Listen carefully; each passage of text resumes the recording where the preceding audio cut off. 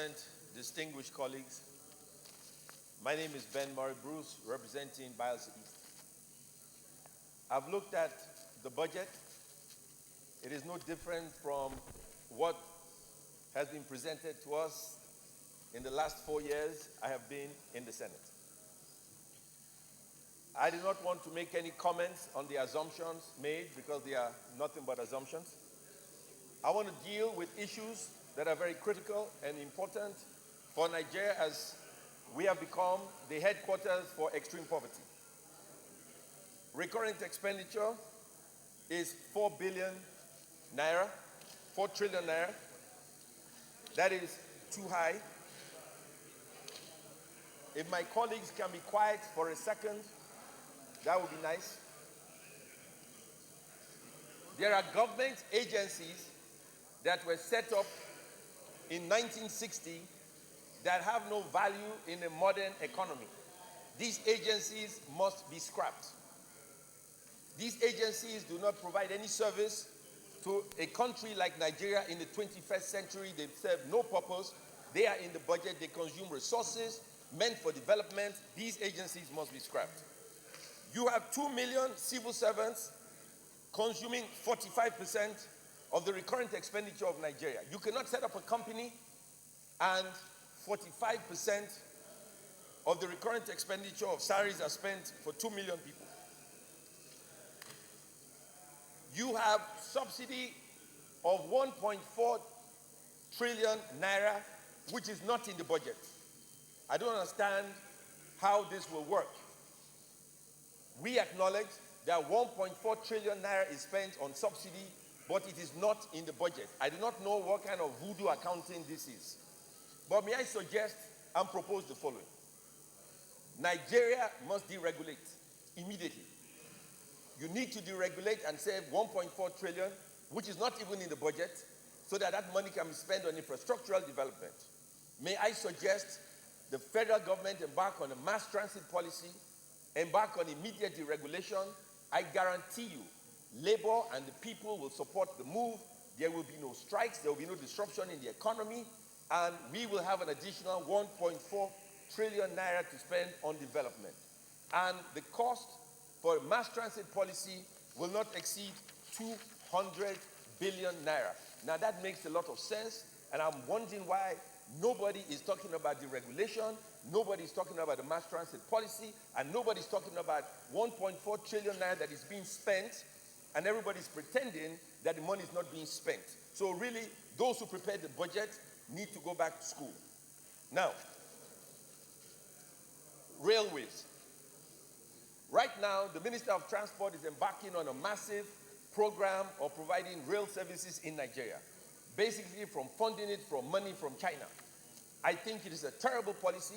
I think the entire project is overpriced, and I think the entire project should be scrapped. In place of it, we should go to Ajakuta Steel, get the tracks made there, and I guarantee you, if we contracted 10 companies to provide rail tracks in Nigeria, we will have each company with 6 kilometers of rail every year. I've spoken to the people at Ajakuta Steel.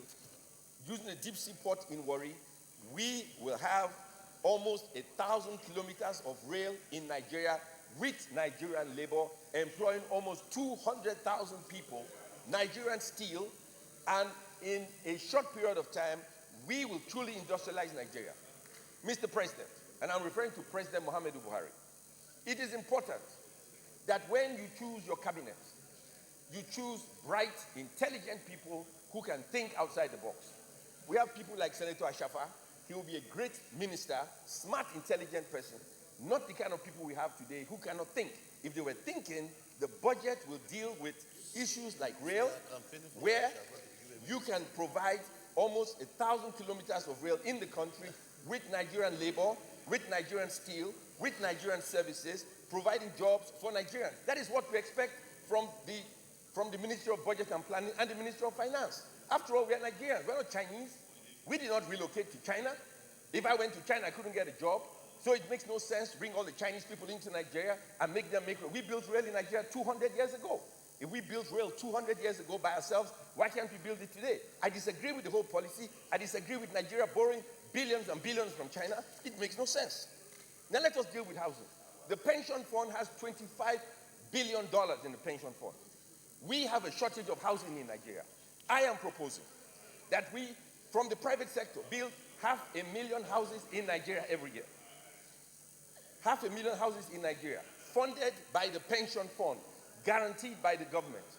And the only loss you take is when you do not sell a house. It is a very simple process. The $25 billion in the pension fund is more than enough to fund rail, is more than enough to fund roads, and it's certainly more than enough to provide housing. Now, for the poor people to have houses in Nigeria, you need low interest, single-digit interest rates for poor people to buy houses. You have to understand, people invest, the pension you receive, 80% of Nigerians who receive pension will receive less than 1 million naira per person. That is certainly not enough for anybody to survive. But if that individual has access to a house from the 500,000 houses that can be built. Senator Ben Bruce, round up. Yeah, time up. Akpabio is looking for you. Time up.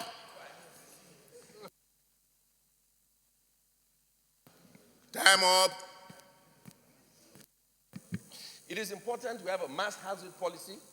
With the right incentives, we can create a demand for 10 million houses with a supply of 500,000 houses, a rail system, roads, and tracks, and we can make a big difference. And if these things apply towards the budget we have today, we can grow the economy, we can create jobs for our people. Already with these two projects, we created 7 million jobs. I want to be proactive and deal exactly with what the people need to get out of extreme poverty. Mr. President, they've cut my time. I'm unhappy because I'm giving an intellectual debate, and this prisoner of war is cutting off my time. And he fought in Nigerian Civil War. He was captured by the Biafrans. He was 6 months in prison, came back to Nigeria and was jailed again by the Nigerian forces. Now, so I ask the government to please pay attention to the details of the budget. It makes a big difference. We need to grow as I'm not able to. Thank you, Senator Ben Bruce. Thank you so much for your contribution. Senator Samegu.